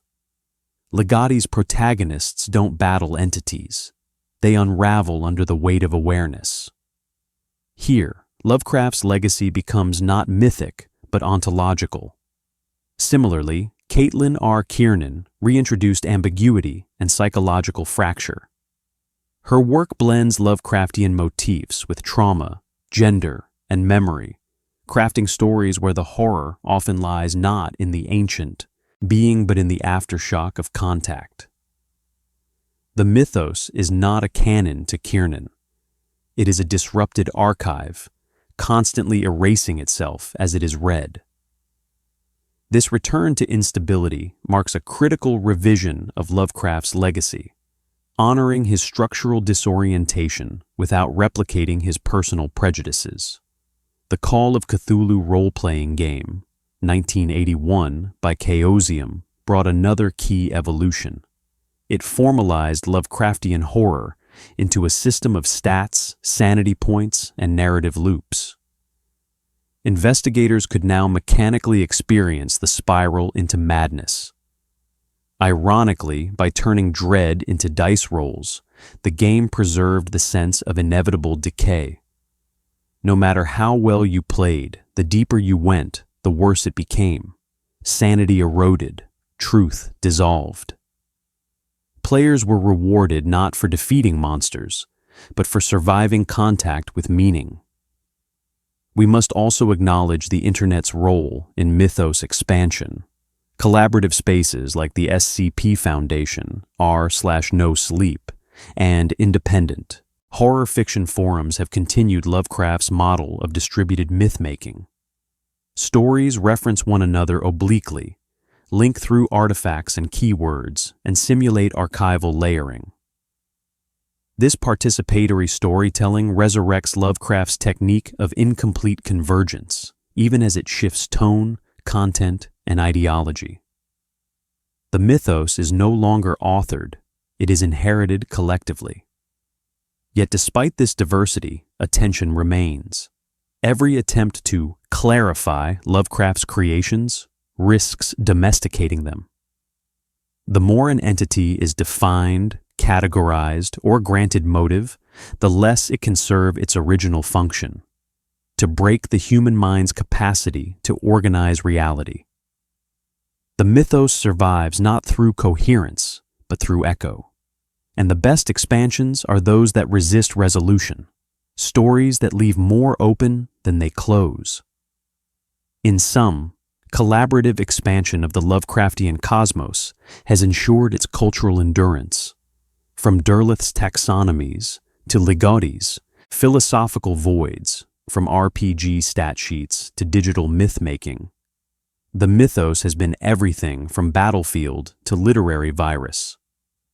But the original infection, Lovecraft's vision of horror as structural truth, persists only where the monstrous remains undefined, where it is still possible for knowledge to be contact, not comprehension. As the Cthulhu mythos diffused beyond literature, it did not remain confined to fiction. Instead, its logic, fragmentation, recursion, epistemic rupture began appearing in unexpected places: paranormal folklore, urban legends, real sightings, and conspiracy hoaxes. The monsters themselves remained fictional, but the conditions they generated, doubt, unease, the collapse of interpretive authority, became culturally real.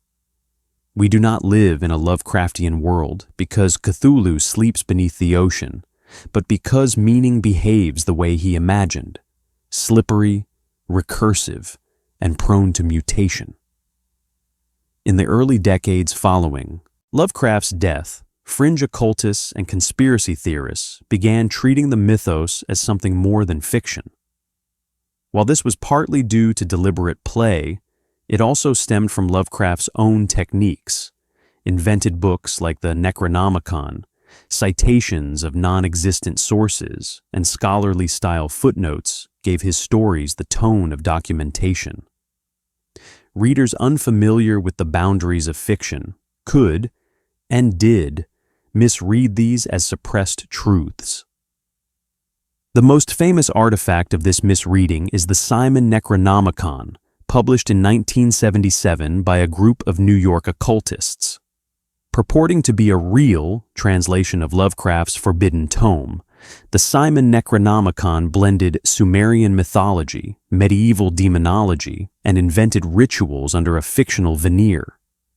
It was sold in metaphysical bookstores, treated by some as a genuine grimoire, and sparked decades of occult commentary. Even after its creators admitted the hoax, its legacy remained. Why? Because the hoax was not experienced as deception. It was experienced as participation in a deeper aesthetic truth. We must pause here. The Simon Necronomicon does not survive because of its authenticity. It survives because it embodies the same qualities as Lovecraft's mythos: ambiguity, recursion, and the sense that knowledge is already contaminated. To touch the book, even playfully, is to become complicit in something unresolved.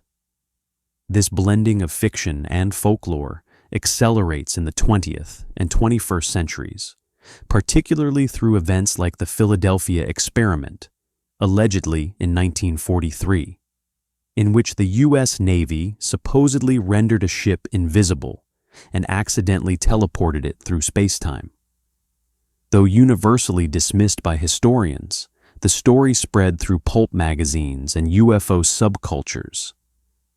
Its central themes, unseen dimensions, technological madness, memory distortion, mirror Lovecraftian tropes, despite no direct influence. It is not that the mythos caused these hoaxes. It is that Lovecraft anticipated the grammar of myth in the age of paranoia. The Montauk Project, a later elaboration of Philadelphia lore, introduced mind control, time travel, and alien contact, all buried beneath layers of disinformation and overlapping testimonies. Its spiraling structure, where each new fact undermines the previous one, enacts what we might call the Lovecraftian feedback loop. More data results in less clarity. This, too, is how the mythos functions. The closer one comes to understanding, the less stable the universe becomes. Even pure fiction has spawned real-world psychological phenomena. Consider The Backrooms, an internet-born horror mythos in which characters no-clip out of reality and enter endless, liminal office spaces. The Backrooms are not Lovecraftian in aesthetic, but they are purely Lovecraftian in structure. There is no villain, no climax, only architecture that defeats interpretation, a non-space that stretches infinitely and deteriorates one's sense of self. The horror here is not violence. It is placement without reference. This is relief in fluorescent lighting. One of the most fascinating examples of reality blurring into myth is the case of The Man from Taured, an urban legend rooted in a supposed 1950s incident. A man arrives at a Tokyo airport carrying a passport from a country that does not exist, Taured. He is detained, only to disappear mysteriously from his locked hotel room. Though no verified source exists for this story, it has endured for decades, precisely because of its Lovecraftian structure. Time displacement, collapsed identity, administrative confusion, and the refusal of reality to remain anchored. In short, they are cultural echoes of mythos logic, even when the monsters are absent. These phenomena behave like Cthulhu, not in form but in function. They do not attack. They arrive. They spread. They suggest that reality itself has seams. This cultural haunting extends into performance. People have reported sightings of Cthulhu-shaped shadows in deep-sea scans, misidentified cephalopods, or strange lights off the coast of New Zealand, mistakenly attributed to sunken relief. Of course, none of these are verifiable. But verification is beside the point.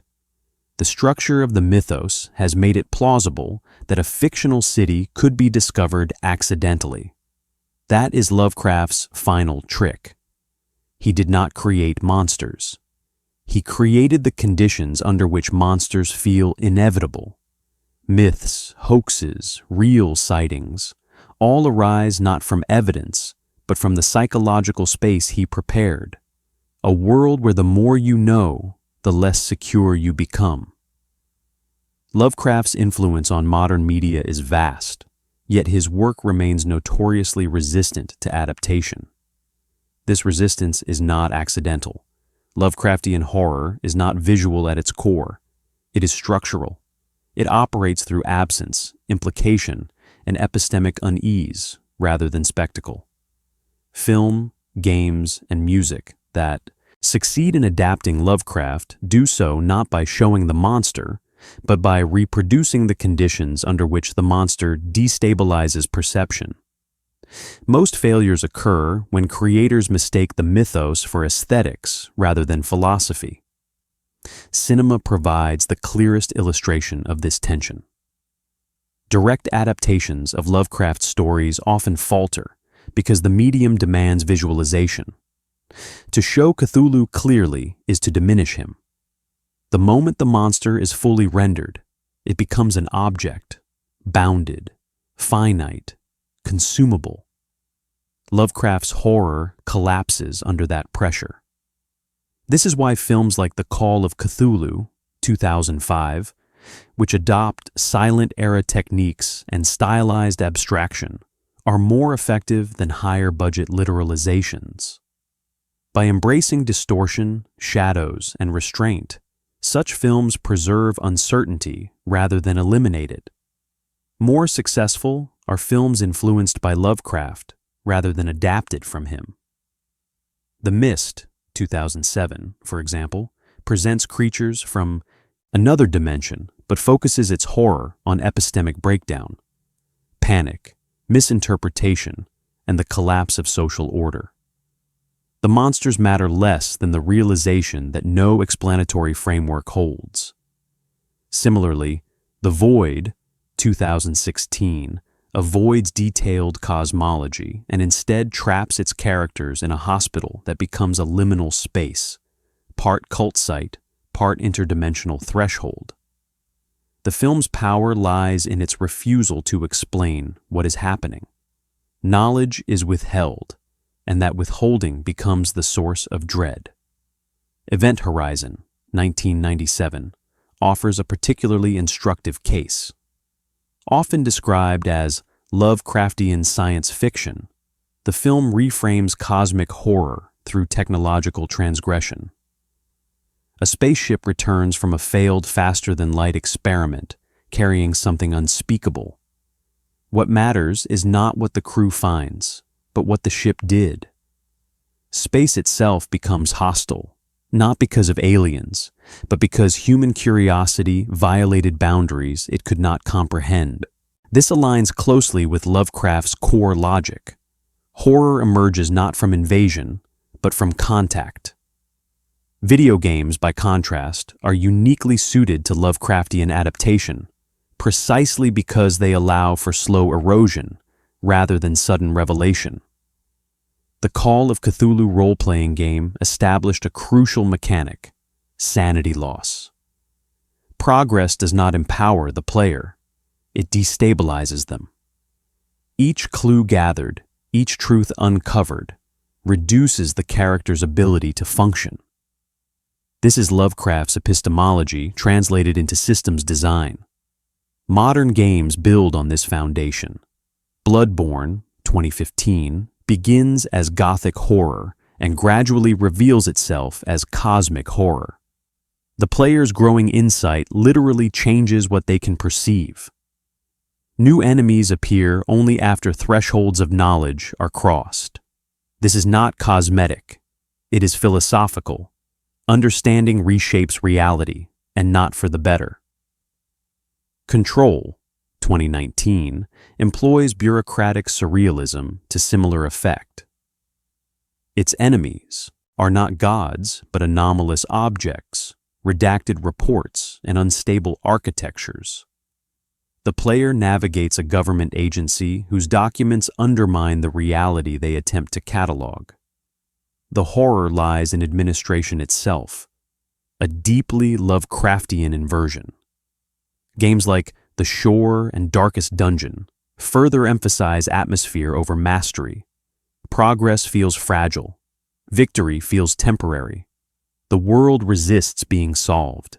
This is crucial. Lovecraftian games succeed when they deny the player power fantasy and replace it with epistemic vulnerability. Music, perhaps unexpectedly, has proven one of the most effective carriers of Lovecraftian horror. This is because music operates without explicit representation. It can evoke scale, dread, and alienness without naming them. In extreme metal, bands such as Portal, Sulfur Aeon, and Ulcerate use dissonance, repetition, and non-traditional song structures to simulate cognitive overload. Lyrics are often fragmented or obscured, functioning more as texture than narrative. Meaning is present, but inaccessible. Dark ambient and drone music push this further. Artists working in these genres strip away rhythm and melody, leaving long, oppressive soundscapes that feel less composed than unearthed. Listening becomes endurance rather than pleasure. This mirrors Lovecraft's narrative effect. The audience is not entertained so much as exposed. The music does not progress. It persists. Time feels distorted. Resolution never arrives. We must pause here to recognize a pattern. Across all media, successful Lovecraftian adaptation depends on withholding. The monster must remain partially unseen. The explanation must remain incomplete. The audience must feel that something essential has been missed. When adaptations explain too much, when lore becomes encyclopedic, the horror evaporates. Lovecraft's legacy in film, games, and music is therefore paradoxical. He is everywhere, yet rarely present in full. His influence survives not through faithful reproduction, but through structural mimicry. The most Lovecraftian works are those that fail to translate him directly, choosing instead to recreate the experience of encountering something that should not be fully understood.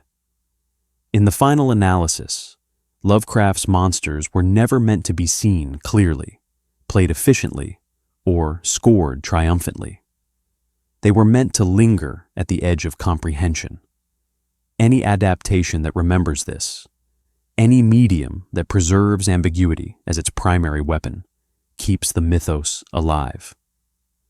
Lovecraft's afterlife is not confined to fandom. It unfolds in two overlapping arenas that rarely coexist comfortably: academic theory and subcultural practice. In both, the mythos is treated less as a body of stories than as a method, a way of thinking about uncertainty, power, and the limits of meaning. What scholars analyze and what subcultures perform are, at their core, responses to the same provocation, the suggestion that human frameworks are provisional, fragile, and possibly irrelevant. In academic contexts, Lovecraft has increasingly been approached not as a pulp writer, but as a theorist of epistemic instability.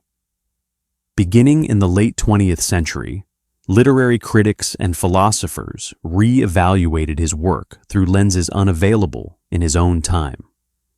Post-structuralism, particularly after the rise of Derrida and Foucault in the 1960s and 1970s, offered a vocabulary for what Lovecraft dramatized intuitively. Language does not transparently represent reality. Knowledge is not neutral. Power circulates through discourse. Lovecraft's monsters, in this reading, are not creatures, but failures of signification, points where language collapses under conceptual strain. This shift allowed scholars to situate Lovecraft alongside writers he never anticipated being compared to. Thomas Ligotti has explicitly framed Lovecraft as a metaphysical pessimist in the tradition of Schopenhauer.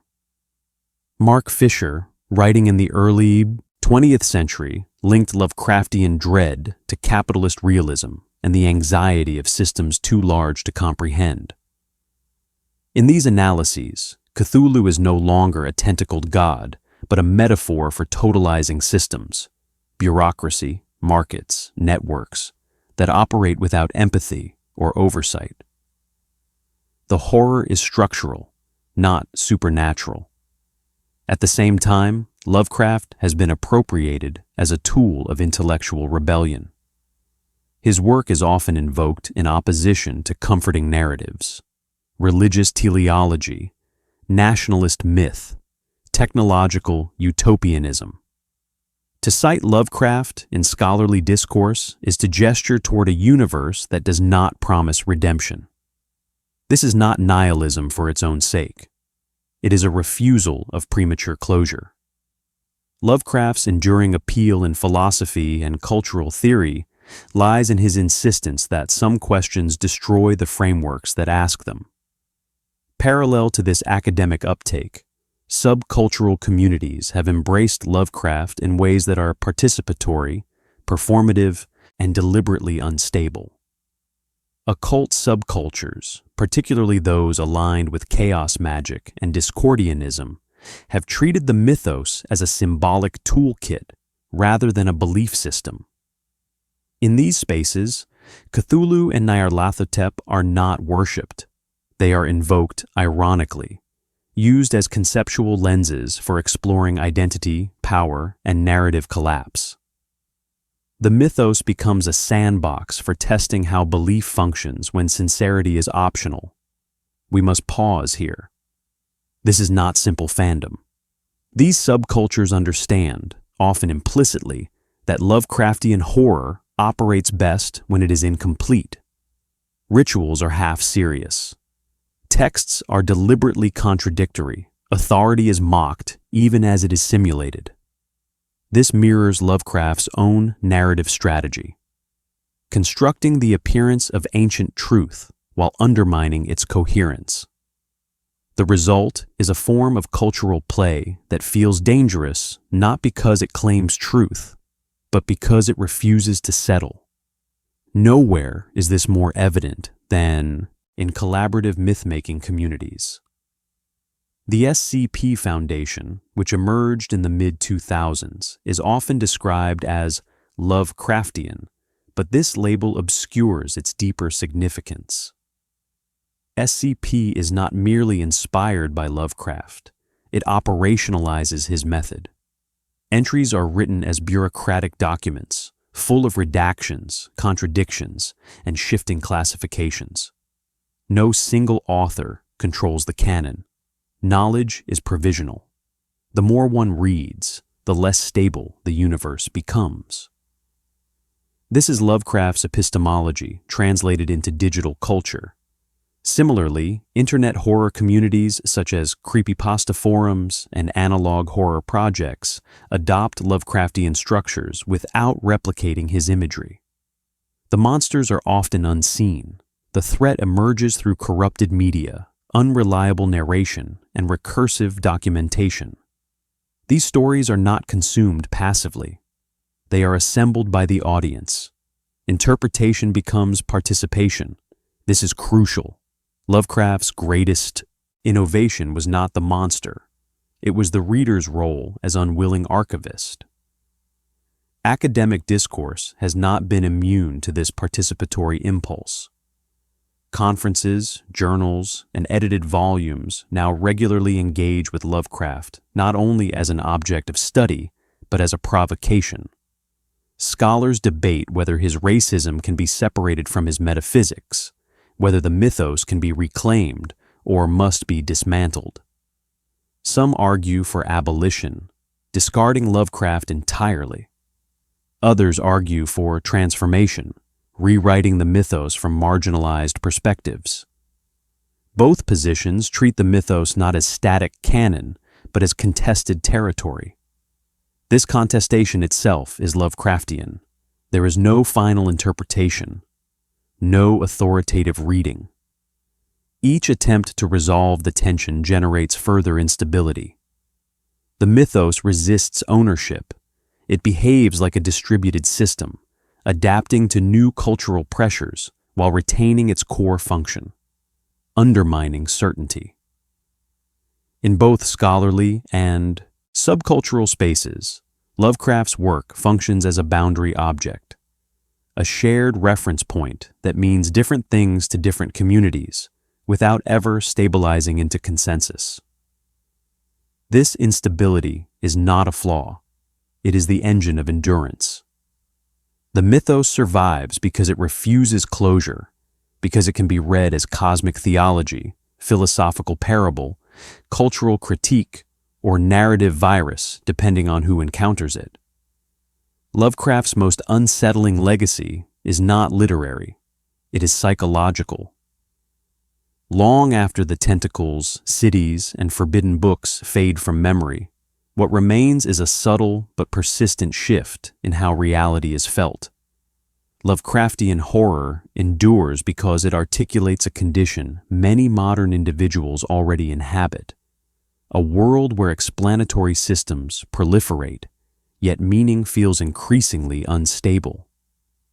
The monsters are gone, the implications remain.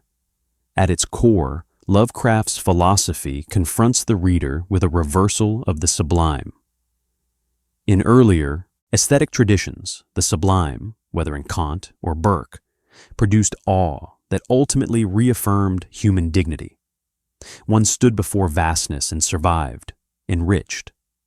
Lovecraft offers something colder, awe without affirmation, vastness without return. His universe inspires wonder, but that wonder does not elevate. It displaces. The reader does not leave feeling small but reassured. They leave feeling unmoored. This is the psychological signature of cosmic horror. This effect aligns closely with modern anxieties about scale. Nuclear weapons, climate systems, global finance, artificial intelligence. These are forces that exceed individual agency while remaining human-made. Lovecraft anticipated this psychic tension. His monsters function as metaphors not for fear of death, but for fear of irrelevance. The realization that one's actions, values, and narratives may have no meaningful impact on the systems governing existence is profoundly destabilizing. Lovecraft did not invent this fear. He gave it form. We must pause here. The enduring power of Lovecraftian thought lies not in despair, but in exposure. It removes the comfort of anthropocentrism and leaves the reader facing a question they cannot resolve. If the universe does not care, what grounds meaning? Lovecraft does not answer. He refuses. This refusal forces the reader into a philosophical vacuum where inherited assumptions no longer function. Some retreat, others reinterpret. A few adapt. None emerge unchanged. Psychologically, this produces a distinctive kind of unease. Not panic, not terror, but background dread, a low-frequency hum beneath everyday thought. Many readers report that Lovecraft's stories linger not as images, but as ideas. The fear surfaces later, uninvited, when contemplating deep time, astronomical distances, or the fragility of perception. This delayed effect is intentional. Lovecraft's horror operates retrospectively. It activates after comprehension, not during spectacle. There is also a paradoxical attraction at work. Cosmic horror offers a form of intellectual honesty. In a culture saturated with reassurance, self-help narratives, technological optimism, moral certainty, Lovecraft provides a counterweight. His work suggests that it is permissible to acknowledge uncertainty without resolving it. That meaning may be constructed, provisional, or absent altogether. For some, this is not depressing, but liberating. If there is no cosmic script, then human values must be authored locally without divine validation. Philosophically, this places Lovecraft in uneasy proximity to existentialism, though he diverges in crucial ways. Where Camus argued for rebellion in the face of absurdity, Lovecraft offers no such prescription. His characters rarely choose defiance. They collapse, withdraw, or disappear. This is not a failure of imagination. It is a statement. The universe does not notice rebellion. The most radical act is not resistance, but recognition. Not courage, but clarity. This brings us to the final implication, the one that lingers longest and explains the title's promise of something banned. Lovecraft's most dangerous monster is not Cthulhu, Azathoth, or Yog-Sothoth. It is the idea that thought itself may be maladaptive, that the human mind evolved to survive, not to comprehend reality at scale, that certain truths, if fully internalized, would dismantle the psychological structures necessary for daily life. This is why madness functions not as punishment, but as adaptation. A mind that breaks may be protecting itself. In this sense, the final horror is not external. It is cognitive. The suspicion that curiosity has limits, that there are questions we are not meant to ask, not because of morality, but because of architecture. The brain cannot carry infinite weight. Lovecraft's work implies that sanity is not a given. It is a negotiated truce between perception and necessity. And yet, we continue to return to the stories, to the ideas, to the unease. This persistence suggests something equally important, that even in a universe without guarantees, humans seek orientation.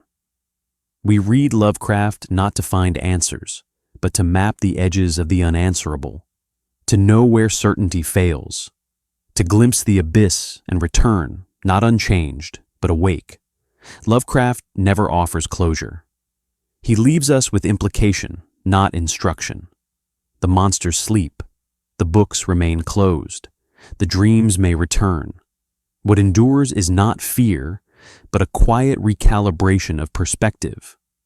A recognition that meaning, if it exists at all, must be constructed in spite of the cosmos, not because of it. And perhaps that is why his horror persists. Not because it tells us what to believe, but because it asks whether belief itself is enough.